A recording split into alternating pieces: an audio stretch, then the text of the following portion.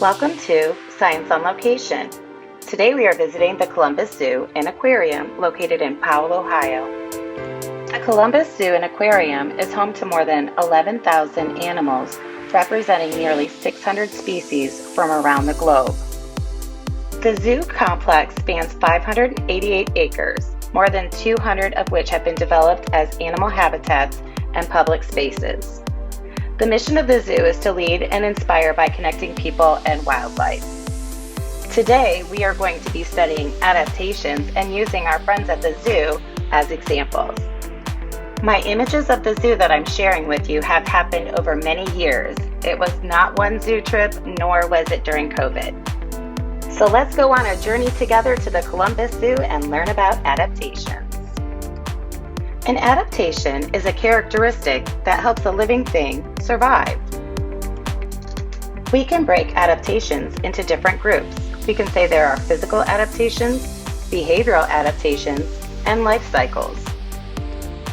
First, we are going to look at physical adaptations. A physical adaptation is a characteristic of an organism's body that helps it survive. These silverleaf langurs use their long tails not to hold objects, but they use them to help them balance as they travel through the treetops. These silverleaf langurs also have a really cool physical adaptation.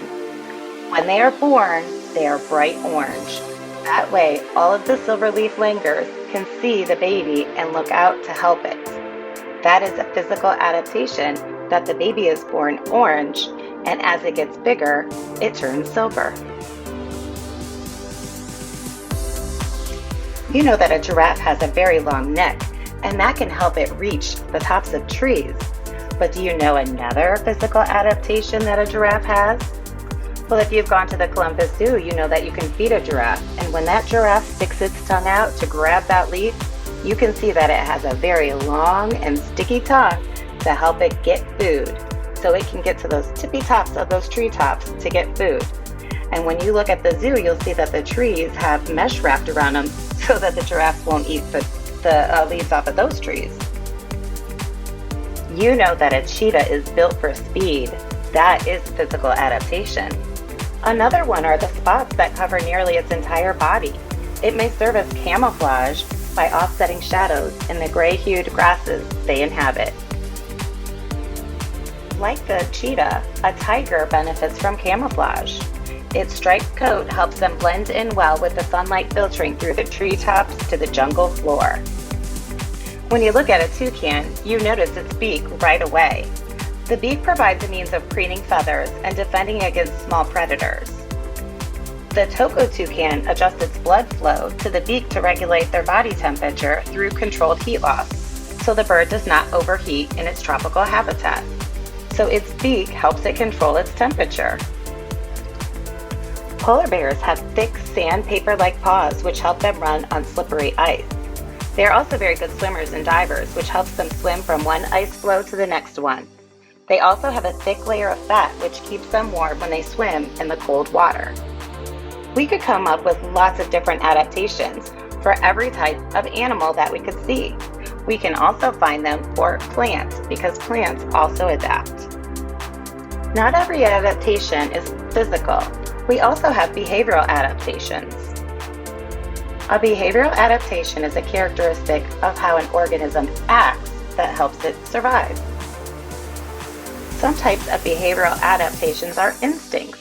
Those are behaviors animals know how to do without being taught. Some instincts are migration, hibernation, nocturnal, social behavior, and protective behavior. We're going to look at some examples of types of behavioral adaptations that different animals at the zoo show.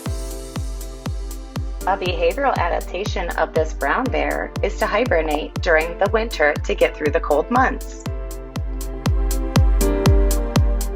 These flying foxes are nocturnal. This means they are active at night and sleep during the day. Elephants have lots of physical adaptations and behavioral adaptations. One of their behavioral adaptations is that they can control their body temperature. Since the typical Asia elephant habitat is in a hot climate in places like Southeast Asia and India, They must find ways to cool themselves and protect their bodies from the sun. So one of their adaptations is to use their ears. They will roll around in mud and obviously be in water. And they also can tell the difference between hot and cold. Those are some learned behaviors that they have developed. Also, elephants are extremely social and form complex relationships, working together to raise their young and to protect the group. We can tell that penguins have a lot of physical adaptations, like blubber to keep them warm and their webbed feet to help them swim and their flipper-like wings. But did you know that they're also sociable birds? And they make a lot of different sounds depending on what they're trying to say. Check this out.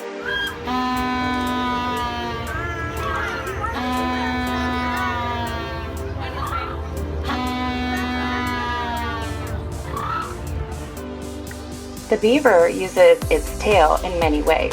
That physical adaptation helps a beaver steer when it's swimming, or it props it up when it's sitting or standing upright, and it also stores fat for the winter.